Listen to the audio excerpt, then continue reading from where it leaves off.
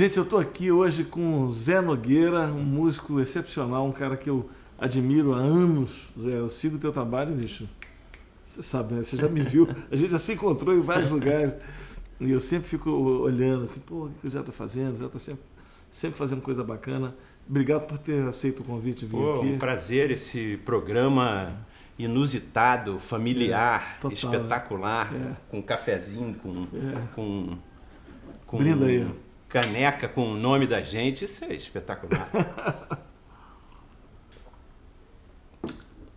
Zé, eu sei que você faz um monte de coisa, já produziu um monte de gente, já tocou com um monte de gente, já fez incríveis projetos, né? Fala um pouquinho dessa sua história pra gente. Assim, volta lá atrás, começou aonde? Nasceu, achou um instrumento? Como é que foi isso? Na verdade, eu nasci numa casa, apesar de não ter músico profissional na família, mas era uma casa muito musical, muito musical. Minha mãe adorava música, tocava piano e queria que todos os filhos estudassem música. Então, como eu fui o caçula, eu fui vendo todo mundo antes de mim, e aí quando chegou a minha hora, eu já sabia todos os exercícios do piano, eu estudava piano, todo mundo estudava piano. Você vai fazer pau. Eu fazia de cor. Minha irmã é 3 anos mais velha do que eu, a mais próxima, e ela começou a estudar piano, e eu ficava butucando, orelhando, e ali... Quando cheguei na aula de piano, agora toca vamos lá, aprendeu a ler, toca esse exercício, não sei o quê. Aí eu parava de ler e olhava para as teclas para achar a melodia que já estava na minha cabeça. E assim começou uma questão com a música popular, com a música de ouvido, né? Pode crer. Eu sempre fui ligado à melodia, então...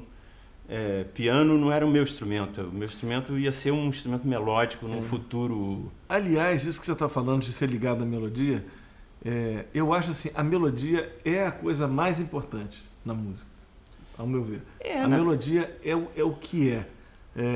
Eu achava antes, desculpa ainda. Não, tudo bem. Né? Eu achava antes, às vezes eu ficava pensando, o que as pessoas ouvem quando estão ouvindo música, né? Será que elas ouvem a melodia? Ou elas ouvem a letra? Tem muita gente que é ligada na letra quando a música tem letra, né? Ou é o ritmo e tal. Aí eu estava conversando com o Cristóvão Bastos, aí ele falou assim, Nelson, eu acho que é a melodia mesmo. Eu falei, mas por quê? Ele falou, você vê, às vezes o cara não sabe uma música, a letra, ele começa a falar, num rio de asfalto e gente... Eu ia falar do assovio. Exatamente. Ele sabe isso, né? Mesmo sem saber. Então a melodia eu acho que é o que fica, né? E mesmo na música clássica, né? Aquela coisa da história do Strauss, que compunha as valsas de Viena e tal, não sei o quê. Aí você vai ver um filme sobre ele, e aí ele aparece andando de carruagem, assoviando uma melodia que vai ser a melodia. Eu acho que tudo parte de um filme melódico. Né? A melodia que puxa tudo, né? Porque o resto aí já é sabedoria, né? Que as pessoas não têm, né? Que eu acho que pelo menos para mim, eu sempre tive muita facilidade com a melodia, então para mim a melodia é sempre o mais fácil. Né? Porque tem o resto do engendramento da música. Como é que você vai vestir essa melodia, né? Que isso faz uma diferença incrível, né? Claro. Como é que você veste a melodia, né? Muito louco. Você pega uma nota... A gente está falando de melodia, talvez seja legal falar um pouco disso. Aí você pega uma nota, né? Como é que você vai vestir essa nota aqui, né? Eu posso vestir ela assim e ela ganha um sabor. Mas se eu vestir assim, ó, já é outro sabor, né? Se eu vestir assim, opa, aí que o Jobim acertou no som de uma nota só, né? Ele foi vestindo com uma roupinha. Roupinha, troca aqui a roupinha. Parece aqueles mágicos que botam assim, troca a roupinha, aí vai virando outra coisa. Mas essa coisa com a melodia,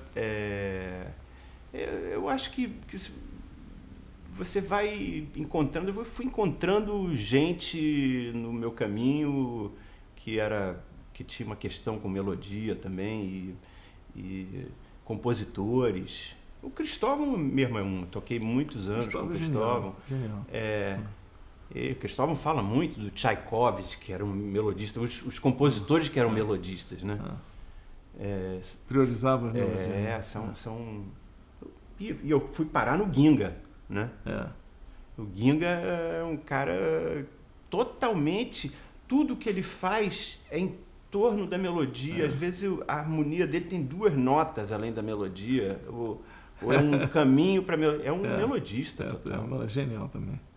Mas daí, para onde você... Quer dizer, lá voltando lá a tua formação, de ter sua mãe que tocava piano, e você foi estudar piano, começou a achar as melodias. Mas onde é que caiu o saxofone na tua mão? Porque normalmente numa casa que não tem músicos, é difícil ter um saxofone em casa, né? Foi um caminho, né? Um caminho longínquo, porque chegou uma hora que minha mãe queria me obrigar a estudar piano e eu queria jogar bola e não sei o quê. Mas esse background ele ficou guardado. E aí, quando eu voltei, eu já voltei querendo estudar flauta, uma outra coisa. Foi uma vontade de querer tocar mesmo um instrumento melódico. E da flauta para o saxofone foi um pulo. Eu comprei um tenor, depois... Aí, o lance é que eu me especializei em soprano, né? É verdade. Eu achei a minha voz, na verdade. Acho que... Olha que bacana isso falando. É que é isso. Acho que as pessoas, mas você não toca outro saxofone? Eu falei, eu toquei enquanto eu estava procurando. Depois eu achei, né?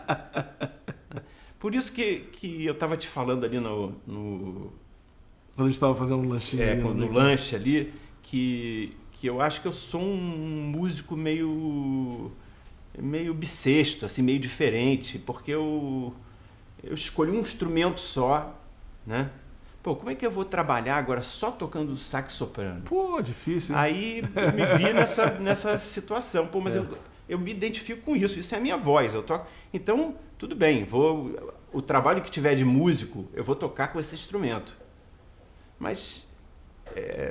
fica mais difícil né? Porque o músico de sopro, então, tem vários sopros para poder tocar e o cara queria trocar um instrumento para o outro. Todos os saxofones e flautas e clarinete, né? E aí eu comecei a achar um caminho na música para trabalhar que não fosse tocando. E eu percebia muito a música de fora, então comecei a experimentar quando eu tocava com Djavan. Foi exatamente... Eu toquei na banda Sururu de Capote, que é a banda do Djavan dos anos 80, né? Que era época de aquele momento que ele foi lá no céu encontrar o Stevie Wonder e tal. Eu estava presente nesse momento. Nossa, e eu comecei a me interessar pelo estúdio, por gravar. Então eu acompanhava as gravações do Djavan do começo ao fim, até a mixagem. E foi começando o interesse e o último disco que eu fiz com o Djavan, que foi um disco chamado Meu Lado. Sim. Eu fui assistente de produção dele, ele fez a produção e eu fui assistente de produção. Daí eu comecei a produzir uma opção de disco, comecei a tomar gosto pela coisa, comecei a comprar... revista Mix para aprender coisa de som, de estúdio, de não sei o quê.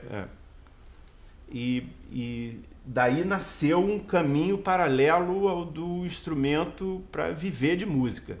Nessa mesma época do Djavan, a gente começou a tocar em festival de jazz fora, tocamos em Nova York, que era, na época era o Cool Jazz. No Lincoln Center, naquela sala Avery Fisher Hall, e a gente ficou encantado com o festival de jazz e não sei o que. Voltamos numa turnê, o Paulinho Albuquerque, que era Paulinho Albuquerque, querido Paulinho Albuquerque, toda vez que eu falo, eu olho para cima, que ele não podia ter nos deixado tão cedo, mas o Paulinho Albuquerque, que era diretor dos shows do Djavan e era meio um conselheiro do Djavan, como ele foi conselheiro meu e de vários músicos que procuravam ele. Então eu, Monique e Paulinho falando, vamos fazer um festival. Chegamos no Rio, começamos a pensar nisso, a Monique entrou em contato com o Zusa, o Mendes Melo, que tinha feito, a gente se juntou, criamos o Free Jazz. Rolou um patrocínio legal da Souza Cruz, com cigarro free e tal. E aí a gente fez esse festival. E isso foi em 1985, o primeiro festival. E aí, nesse momento, eu já tinha uma paixão por um músico que era o Moacir Santos. Conheci alguns discos dele. E quando a gente foi para Los Angeles, eu falei para o Djavan, eu e Paulinho, de novo Paulinho, Djavan, você tem que chamar o Moacir para fazer alguma coisa no seu disco. E foi daí que eu conheci pessoalmente o Moacir, e a gente gravou com ele, ele fez o arranjo do Capim, né? Que é um arranjo, ali tem uma música dentro da música, dentro de outra música, uma coisa que ele fez ali, foi um negócio surpreendente. Você está falando um negócio muito louco, como é que as coisas têm uma ligação. Eu estava conversando com o Marcelo Martins, aqui no programa. Vocês fizeram Moacir Santos aqui, né? Fizemos coisas do Moacir e tal. E a gente eu perguntei como é que foi essa coisa com o Moacir, essa coisa que você curte tanto e tal. Ele falou, cara, eu era novo, peguei um disco do Djavan que tinha uma foto do Moacir. Foi o disco que você estava produzindo. Que louco, né? Que barato isso. Eu estava produzindo, eu ainda não produzia, mas eu estava acompanhando a produção. Foi produzido pelo Ronnie Foster, um produtor. E aí ele falou que aí ele foi a Los Angeles, tocando com não lembro quem, e aí ele ficou na casa do Renatinho Mota. E aí ele falou, Renato, bicho, eu tenho que conhecer o Moacir, tenho que ir na casa do Moacir. E o Renato levou e ele falou, olha... O Renatinho tinha aula com o Moacir. Tinha aula com o Moacir. Então, legal você estar falando, isso aqui está tudo linkado, né? Que barato. E eu não sabia do arranjo do Capim, o Marcelinho que me contou, que era o Capim, que é um arranjo incrível, o arranjo do Capim. É lindo aquilo, Impressionante. Né? E é do Moacir, né? Depois eu fui tirar o arranjo pra gente tocar no show do Djavan, foi outra experiência legal pra caramba. Que barato. Mas então, justamente nesse momento, em 1985, a gente fez o festival, o Free Jazz, e aí, conversando com o Paulinho, a gente tinha que fazer uma noite de abertura desse festival, por que a gente não traz o Moacir? E aí a gente ligou para o Moacir, ele, claro, topou, não sei o quê, ou seja, aí eu fui tocar com o Moacir Santos no festival em 1985 e fizemos uma noite que era Radamés Inátali e Moacir Santos. Aí sim. Começou com chave de ouro o festival, né? Não, e aí foi um gosto de uma outra profissão, que é a curadoria de festival. Que desde então a gente é um grupo que ainda existe, o Paulinho já faleceu, mas tem agora no lugar dele o filho dele, o Pedro Albuquerque, e com Zusa e Monique, a gente trabalha junto desde 1985 fazendo isso. Pô, que bacana, que trabalho importante, hein? Que legado, hein? Pois é. Muito então legal. Eu me acostumei a ser um músico que olhava um pouco de fora, porque eu acho que a música é uma coisa tão envolvente que o músico fica vivendo em torno daquele caminho dele, né? E aí eu acho que você ter uma pessoa... Aí eu falei, os músicos precisam de alguém que olhe de fora. Olhe de fora para eles. É verdade. Né? Pô, super importante, super importante. Aí eu consegui ficar tocando sax soprano e fazendo as outras coisas. A gente estava falando lá no começo de melodia, dos compositores, os compositores e melodistas, e a gente falou do Ginga. E o Ginga realmente é um negócio assim, é um fenômeno, né, cara? Eu acho assim, o Ginga é uma unanimidade também, né? Um negócio que todo mundo ouve e fala, isso é lindo, não tem como alguém não achar isso lindo, né? E você teve uma relação incrível, porque tem uma música que inclusive eu toquei aqui no programa do Ginga com ele, que ele compôs para você. O Choro pro Zé. Choro pro Zé. Que bacana, né? Que honra bacana. Assim. Na verdade, o Ginga, quando eu conheci o Ginga, ele e a música dele, eu fiquei de quatro. Fiquei apaixonado deixa a gente assim pela música dele. E vi que ali tinha a minha alma, tinha a ver com aquilo ali também. Então, foi uma ligação muito forte. Eu fui chamado pelo Paulinho, de novo o Paulinho Albuquerque, que estava produzindo o primeiro disco do Ginga. E era um disco cheio de intérpretes. Porque É, o Paulinho eu sei. falava, pô, mas o Ginga, o problema dele é que ele canta mal pra caramba, tem uma voz de taquara rachada. O Paulinho detestava o Ginga cantando. E aí eu fui lá, fui gravar e gravei uma faixa, era até com a Leni Andrade cantando. É uma melodia assim, que depois eu faço a melodia no meio, a melodia intensa e interessante, bonita.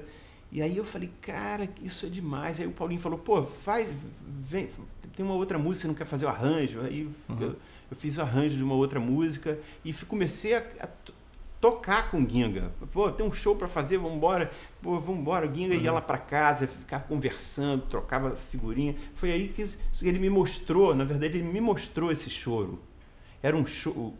Quando ele mostrou esse choro, eu falei, cara, Ginga, isso é demais. Pô, mas esse choro não tem continuação. Não foi... Aí ele foi para casa, no dia seguinte ele voltou com uma segunda parte do choro. E falou, fiz a segunda parte daquele choro. Tá, já vou chamar ele de choro pro Zé. Vamos tocar? Opa, vamos. Vamos.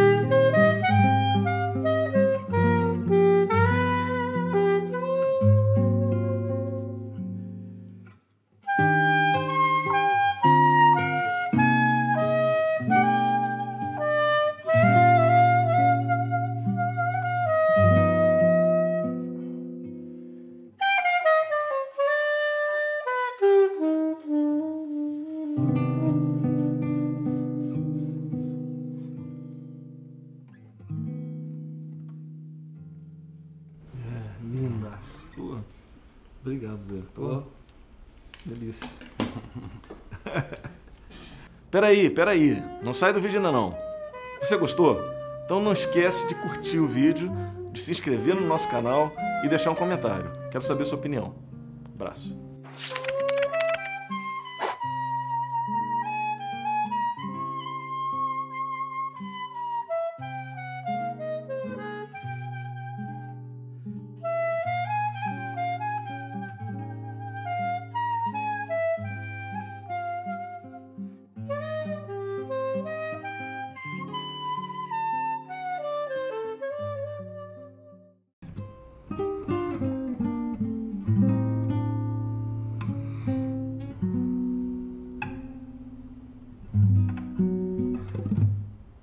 Um charme fudido, toquei mal pra caralho. Sem medo do charme, tá, Juju? Sem medo do charme, que valeu, e agora a música vai ser da agora.